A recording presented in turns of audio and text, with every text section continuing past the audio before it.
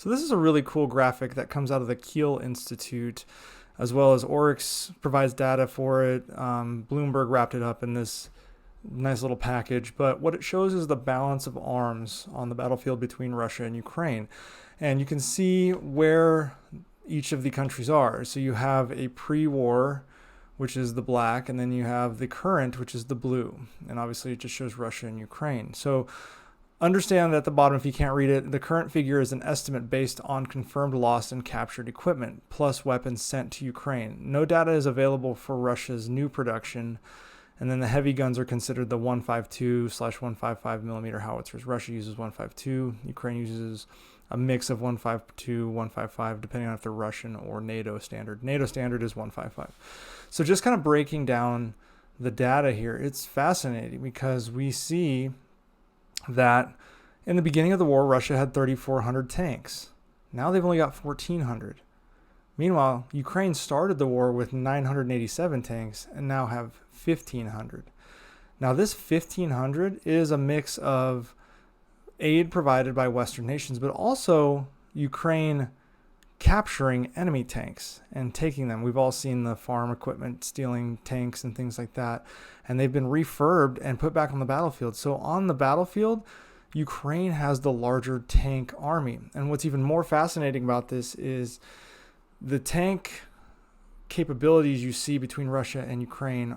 The gap is widening because Ukraine is receiving advanced Western tanks, the Leopard 2, the Challenger, the Abrams, whereas Russia is still fielding, and we saw the video the other day, T-55 tanks. So not only does Ukraine have more tanks, they have better tanks on the ground.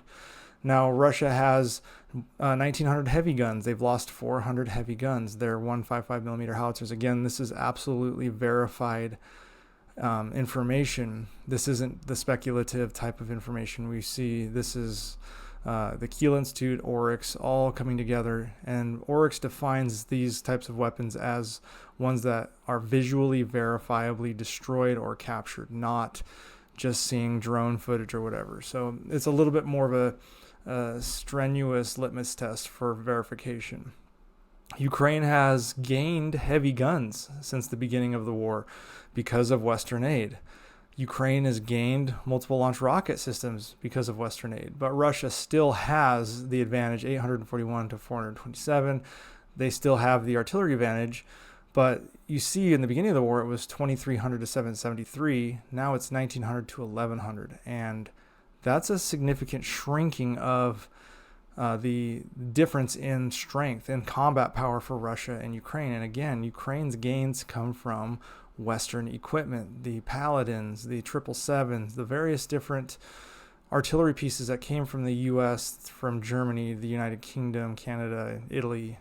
Even Turkey's providing artillery. Many countries, the Baltic nations included, Poland, etc., are providing equipment. And so in the last 18 months, we've definitively seen this shrinking in the gap between Russia's capability and Ukraine's capability. And this right here is a lot of the reason why not only is it going to be impossible for Russia to meet their beginning of the war goals of subjugating the Ukrainian people, of taking Kyiv and instilling their own puppet government yet again, but instead now militarily on the battlefield, there may not be complete parity, although there certainly is in tanks. The fight is much more split evenly, which gives the advantage to Ukraine because they're fighting in their home country, and now they're fighting with Western equipment, and that Western equipment continues to flood in. We don't necessarily know the replacement rate Russia is able to field additional tanks, additional guns. The estimates that came out of some of the Russian spaces on Telegram said that Russia can make about 200 tanks per year now, given its sanctions restrictions and technology restrictions. So that's pretty small when you're trying to fight a war like this. And Ukraine will be able to not only field more tanks, get more tanks from Western militaries, but also more heavy guns, more multiple launch rocket systems, and also has the logistics back end coming out of the United States, out of all of Europe out of some of its non-Europe supporters, including Japan and Korea, are now coming forward, and it's tipping the balance of power in Ukraine's favor more and more every day. So just wanted to show you this great graphic. It's kind of neat. That shows where we're at with regard to equipment on the battlefield between Russia and Ukraine.